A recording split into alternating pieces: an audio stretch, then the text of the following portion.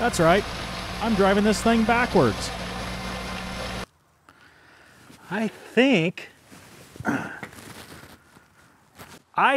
this thing is going to be reversible. I'm doing a lot of, the manual says it is. We're going to try it on this. That's right, Ferrari tractor. Let's get started.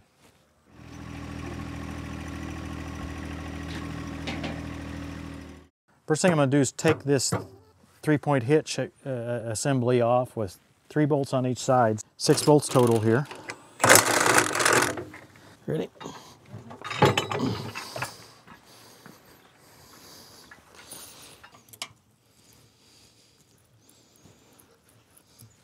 I may have to take the tension off of that belt there.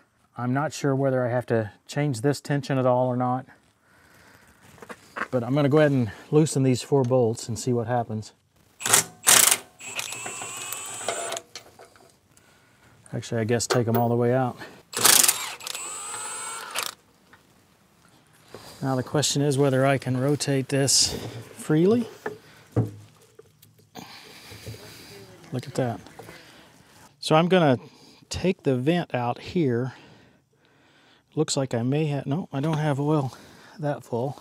I'm going to take the vent out here and the plug out here and swap their positions.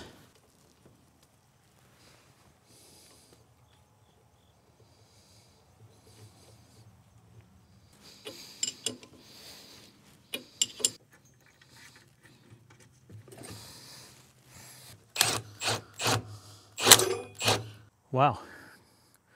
If that's all there is to it, it isn't much.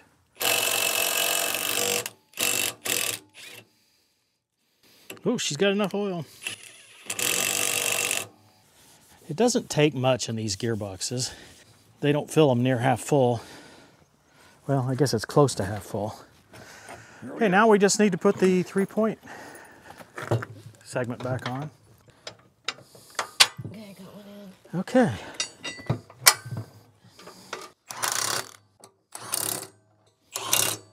I think that's it for the mower itself. There's a couple of things we have to work on here. This is a massive Cat 3 pin here, meant for the quick hitch to fit right up in there. But that's not going to work with our top link that we've got here. We're going to have Cat 2. I'm not sure exactly what we'll do there, but I think I have some ideas. And down here, this is the same way. That's a Cat 3 bushing. It is in the right location. We need it out there, but we can only have a Cat 2 bushing. So let me see. Yeah, it looks like that's a Cat 1 to Cat 3 bushing. I'll find a Cat 1 to Cat 2, and we'll be ready to go there. Now this tractor uses a European style 3-point hitch attach, which I love, and I really wish we could use it in the USA. I don't know why we haven't gone to this approach, at least for the small tractors. So with this approach, you leave the ball on the attachment. And so all we need is set that up just like that, and we'll be ready to go right here on the tractor side. So we'll make that same change over here. Take out the Cat 3. I've got the Cat 2 to Cat 1 in there. I think this is the idea that's works. I'm just going to leave that big pin in there and not use it. I'm going to take this bolt out here at the top. So rather than put the bolt back in, I'm going to use a pin. And this is the top link ball along with a Cat 1 to Cat 2 adapter. Just put it in here like this. And I'm done. Now, the European 3-point hitch is just different than the American one. You actually put the balls on the attachment. And so you would buy a separate set of 3-point hitch balls for each attachment that you have. And then you can do a really quick connect here onto the lift arms and the top link. You can kind of see how this works right here. So, in fact, I think that may latch on its own if you hit it down hard enough, but worst case, you pull it up like that, you drop this right on top of the top link, you let go of it, and it is locked in. We used to use this on American attachments back in the day. All of our tractors had it all over. Yeah, okay. Anyway, but these, I think they moved away from them for reliability problems and maybe cost back in the day, but in Europe, they're still using them, and I think on compact tractors they make perfect sense. We don't have near the size of attachments that we were dealing with in big ag, right? So I could see if you're trying to deal with a 15, 20,000 pound attachment, that you might not want something like this to be all that's holding it. But when we're dealing with something small like this, it seems like a perfect solution to me. I really wish we could go back to this type of approach on these compact tractors. I'm going to try to thread these little plastic caps back in here. Otherwise, they're just going to fill up with water and rust out really quickly. I don't really guess it matters for this particular application. We don't use them whether they're on top or on the bottom, but it makes me feel better, I guess, to keep them from rusting here. This one's attached only on this end. That way it can be flipped over. Most mowers do attach them right down there. I've always known that this mower is reversible. Something that's excited me the whole time, even though I've never had a machine to use it. Most of Maschio's line is reversible. Not all of it, but most of it. And you can tell that by the fact that the belts at the top are straight up and down. The belt box, you can see some of them, there's a tilt forward on the belt box. Those are the ones that are not reversible. The ones that are vertical are, and then the other part is seeing a way to move the 3-point hitch. On the higher end ones, they actually have 3-point connections on both sides, so that you can just drive around to the other side and connect. One of the bigger challenges on those larger ones is with a PTO on both sides, they have to worry about which way it spins. Now you saw me doing the little twirlies in the beginning of the episode. Well, I was trying to make sure that this gearbox was going to work okay turned over, and I don't see any reason why it won't. The tractor will only spin clockwise. We've turned the gearbox over. If the tractor were where you are in the camera, that would be this direction. As we turn the gearbox over, okay, that's this direction, right? And so just simply turning that gearbox over means we don't have to change anything in the gearing or in the belt or anything about it. Just the act of flipping it over is going to make it work. Now, it is relevant which direction everything is going, right? We have a roller on the back here that needs to be behind the actual rotor. That is our depth control. That's keeps us off the ground, keeps us from scalping. In addition to the roller having to be on the backside, you also want to make sure that the rotor is turning the proper direction, and that it's reversed to the direction of travel. So if we're moving this way, we want it to be turning this way. In reality, the mower itself is all behaving identically. All we've done is turn this shaft over and move the 3-point hitch. So we did nothing mechanically to this mower. We didn't have to move the roller, didn't have to reverse the direction of the rotor, because the mower is going that way, either when it's being pulled on that side or when it's being pushed on this side. I hope that makes sense. I know it bends my mind a little bit too, but you think about it while we get started mowing. Conditions are not great for mowing today. It's rained less than 12 hours ago and there hadn't been any sun to dry it up, so the grass is wet, but I just couldn't wait. Like a kid in a candy store, I guess, but it's supposed to rain more over the next couple of days, and I really wanted to get this cut. I figure it's going to be a good test. We've got 75 horsepower here on a 61-inch flail mower. We wouldn't want to have perfect conditions for this combo. That's right, this is the lowest end, or they might say entry-level Maschio cutter. I use it on the 1025R, and it's only rated for 40 horsepower maximum. Ratings are, well, overrated. This is all we've got, so this is what we're going to run.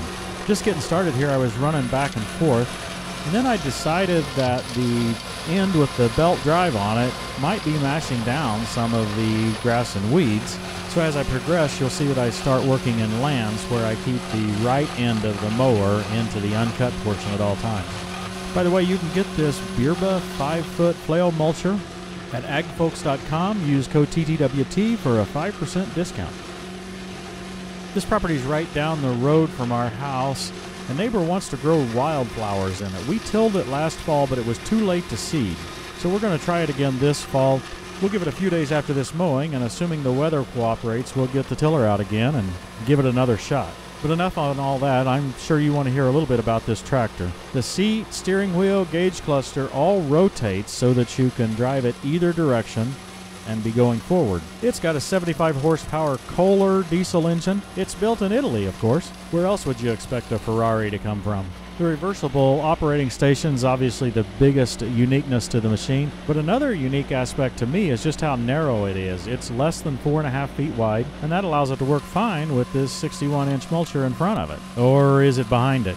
Ever since we got the Ventrac 6 years ago and realized what a quality job it does mowing and how enjoyable it is to mow with its mowers out front, we have been on a crusade of sorts behind the scenes trying to get some more out front mowers onto this channel. For whatever reason, American companies or even European companies operating in the U.S. are reluctant to try to crack this nut. While front mowers are everywhere in Europe, it's hard to find one in the USA.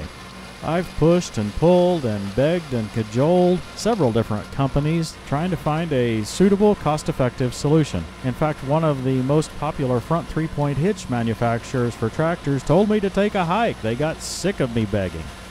So because of all this, today's a pretty special day for me. And the cut quality shown here proves that all the effort's been worth it. Let's just say that I remain convinced that mowing should be done in front of the tractor.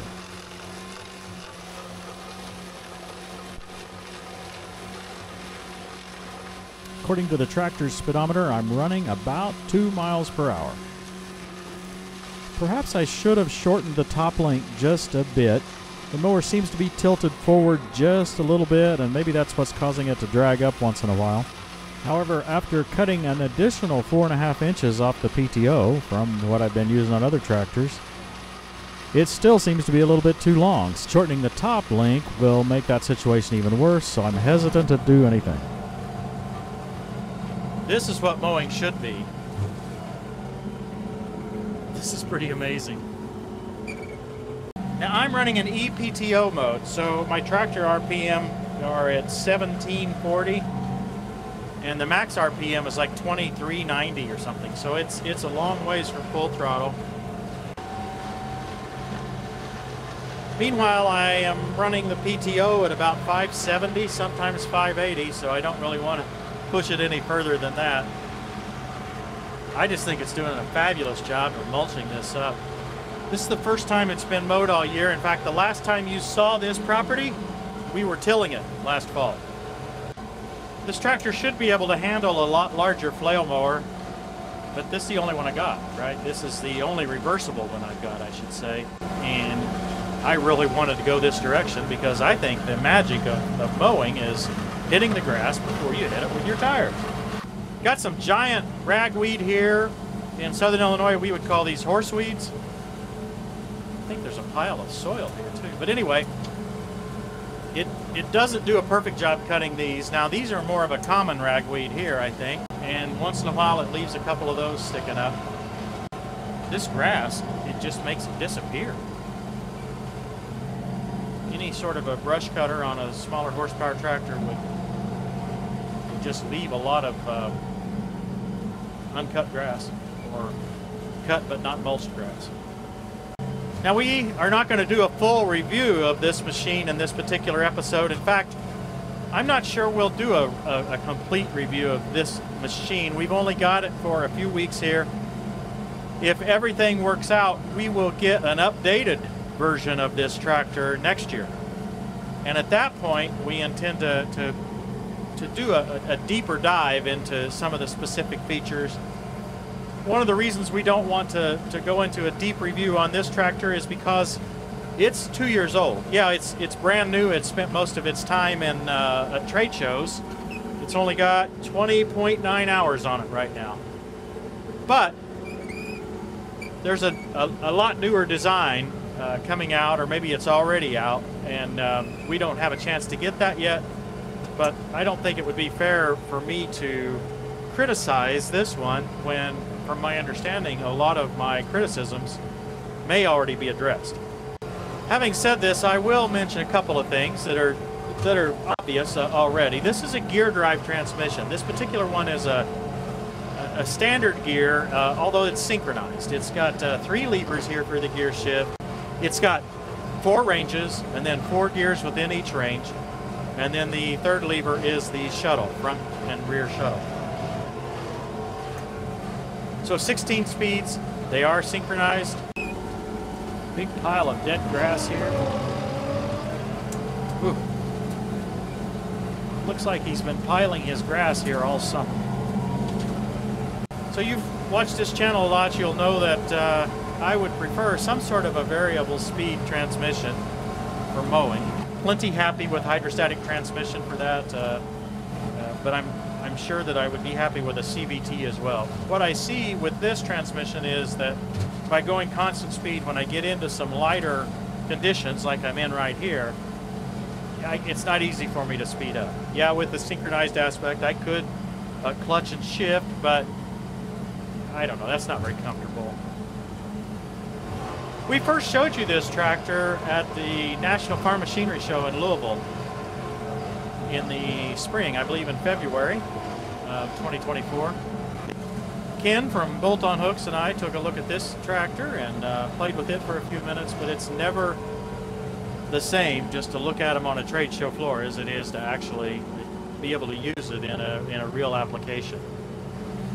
Now this setup is not a perfect match, right? I mean, the 5-foot flail, I've run it on the 1025R, so it's meant to be operated on a much smaller tractor. So, you know, it'd be better if I had a better matched attachment for this particular tractor. Having said that, at least in EPTO mode, it's pulling it plenty hard here. I don't know how much larger I could actually handle. I'm cutting very low. This is how Maschio directed me to mow with a flail mower. They say that it'll do the best job when you cut very low. I'm probably just cutting 1.5 inches, maybe 1 inch. I don't know. It's pretty low. It's the lowest setting on the mower, and that's the reason we're getting such good mulching. It's also the reason it pulls so hard. This is my view right here. In fact, if you'll look at the other camera, you can see where I've got the little camera positioned here. So with this mower being not protruding very far, you can't see a whole lot of the mower, but you can see where where its ends are. I can lean out to the side a little bit there, and I can see that. I can see that it's punching up a little bit there. Same on the other side here. You can see get a good view of the top one.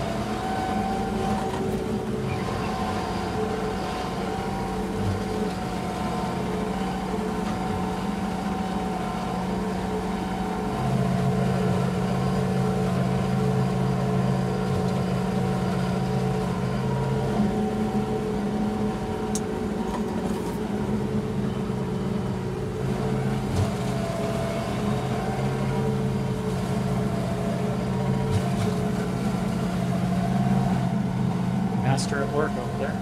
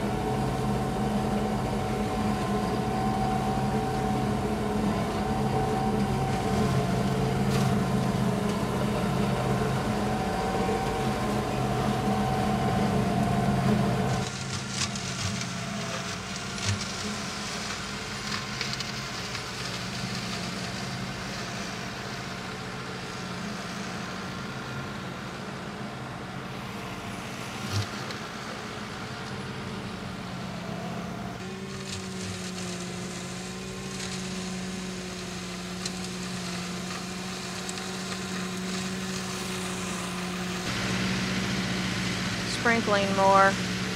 Yeah, the rain's about to catch us. The grass is already wet. I'm seeing the mist on the windshield from the coming rain now. And just hope we can get this done.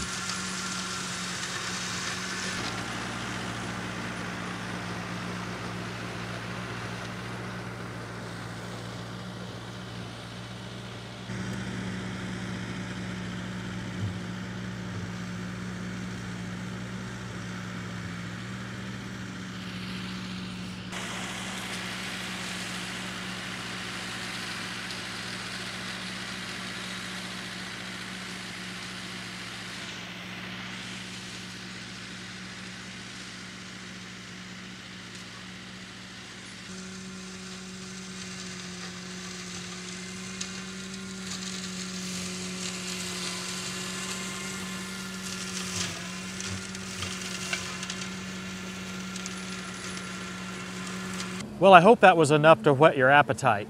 I got a lot more to say about the tractor. We've got more mowing to do here, but I don't know if you can tell via the video, but it's really gray. In fact, it started misting now. Radar does not look good. I hope you've enjoyed it. Leave your questions below. We'll get to what we can, what we know, what we don't know. There'll be more videos, at least one more, I hope, this fall with this machine. And then if everything goes well, next spring we'll hit this again with an upgraded machine, and we'll go into a lot more detail with it. Thanks for watching, everybody. We'll see you next time on Tractor Time with Tim. But I gave them this command: obey me, and I will be your God, and you will be my people. Walk in obedience to all I command you, that it may go well with you. But they did not listen or pay attention. Instead, they followed the stubborn inclinations of their evil hearts. They went backward and not forward. Cat, get out of my camera bag. Stop. It's not a play toy. You're worse than children.